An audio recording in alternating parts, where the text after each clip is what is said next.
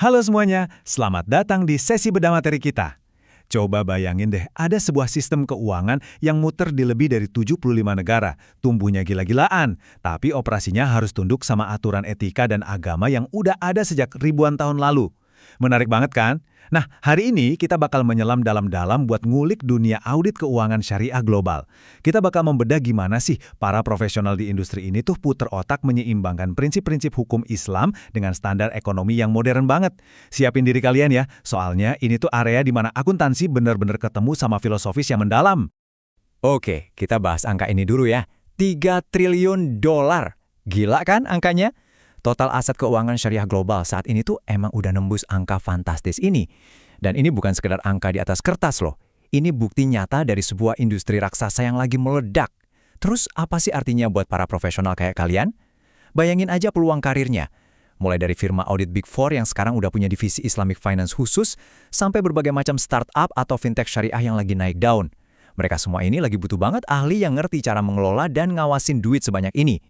Tapi bentar deh, pernah kepikiran nggak sih gimana persisnya kalian ngaudit uang triliunan itu, mastiin setiap transaksinya sah secara global, dan pastinya tanpa ngelanggar satupun prinsip syariah. Bayangin aja kalau setiap negara atau bank tuh bikin aturan syariahnya masing-masing. Wah, pasti bakal chaos banget. Nah, dari sinilah kita butuh banget yang namanya aturan main yang tegas dan pastinya terharmonisasi. Makanya, sekarang kita masuk ke bagian pertama, benturan dua raksasa. AAO/IFRS versus IFRS. Yuk kita kenalan sama mereka.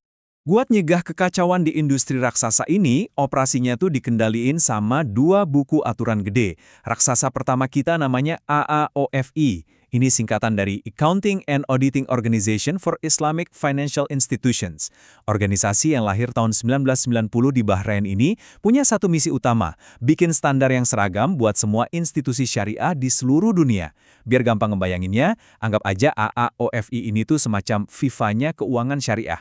Sama kayak FIFA yang bikin aturan main biar sepak bola di Brazil dan Jepang itu punya standar yang sama, nah AAOFI ini yang mastiin bank syariah di seluruh dunia beroperasi pakai landasan kepatuhan yang sama.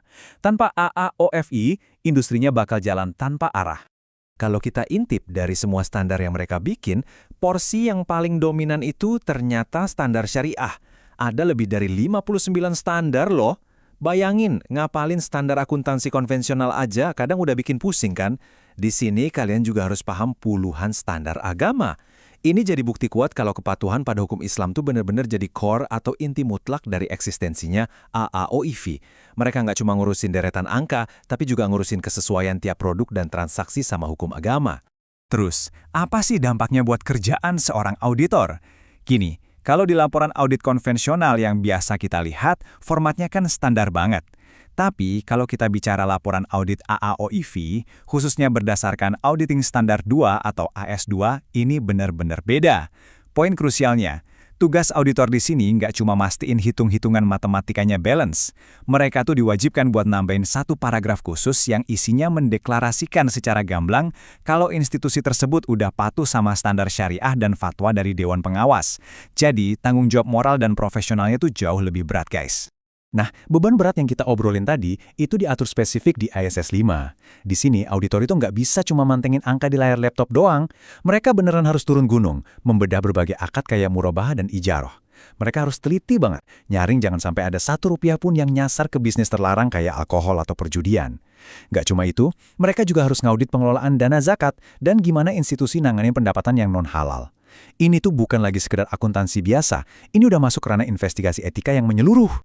Oke, sekarang kita beralih ke bagian kedua, IFRS. Si raksasa sekuler di tengah dunia syariah.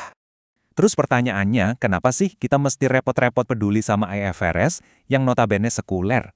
Ya karena faktanya, IFRS ini dipakai di lebih dari 140 negara. Makanya, auditor zaman sekarang harus fasih pakai dua bahasa standar ini. Disinilah sering banget kejadian benturan. Contohnya nih, IFRS 9 tentang instrumen keuangan itu kan sangat bertumpu pada metode suku bunga efektif. Tapi karena bunga itu terhitung riba dan dilarang keras, auditor harus putar otak pakai pedoman AAOIFI buat menggantinya dengan margin keuntungan efektif yang sesuai syariah. Di atas kertas matematikanya mungkin kelihatan mirip, tapi secara hukum agamanya, wah bedanya bagai bumi dan langit.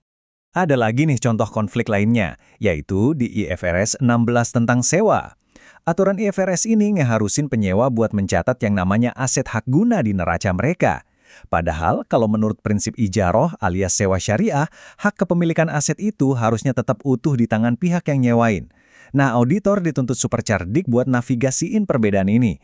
Seringnya sih mereka harus mengkombinasikan pedoman AOIV, melakukan pelaporan ganda, atau ngasih catatan pengungkapan ekstra biar laporannya tetap transparan tapi nggak nabrak batas-batas syariah. Jadi, kalau kita rangkum, kita benar-benar lagi ngeliat kesenjangan filosofis yang radikal banget. Yang satu, AAOFI, itu murni berbasis keyakinan, anti bunga, wajib ada audit syariah, dan butuh pengawas agama. Di sisi lain, IFRS itu murni sekuler, sangat mengandalkan nilai waktu dari uang dan suku bunga, plus nggak kenal sama sekali dengan konsep kepatuhan agama. Nah, bisa memahami dan menyeimbangkan dua dunia yang saling bertolak belakang inilah yang jadi kunci emas buat jadi auditor global yang top. Nah, gimana kalau konteks global ini kita tarik ke ranah lokal? Di Indonesia misalnya, gimana cara kita ngadepin dua raksasa ini tiap hari? Jawabannya tuh ada di PSAK Syariah. Dewan Standar Akuntansi Syariah kita secara proaktif bikin PSAK Syariah ini buat jadi jembatan. Standar ini berusaha nemuin titik tengah, mengkonvergensikan aturan pelaporan IFRS yang global dengan aturan syariah lokal kita. Jadi, buat teman-teman auditor di Indonesia, jembatan inilah yang jadi senjata utama kalian buat mengharmoniskan pekerjaan sehari-hari. Yuk, kita lanjut ke bagian ketiga, harmonisasi aksi. Kita lihat langsung gimana wujud audit modern ini di dunia nyata. Praktek di lapangannya tuh gimana sih? Kurang lebih ada 3 fase krusial yang jalan terus. Pertama, pre-audit. Di sini kalian harus metain risiko bisnis dan mastiin independensi. Kedua, nah ini dia, field work. Ini medan tempurnya, di mana pengujian data keuangan konvensional harus jalan beriringan sama pengecekan kepatuhan syariah ala AS5 tadi. Terakhir, completion. Kumpulin semua temuan, evaluasi, dan terbitin laporan AS2 yang sakral tadi. Semuanya harus melebur jadi satu alur kerja yang mulus. Tapi ingat ya, auditor eksternal itu kerjanya nggak sendirian.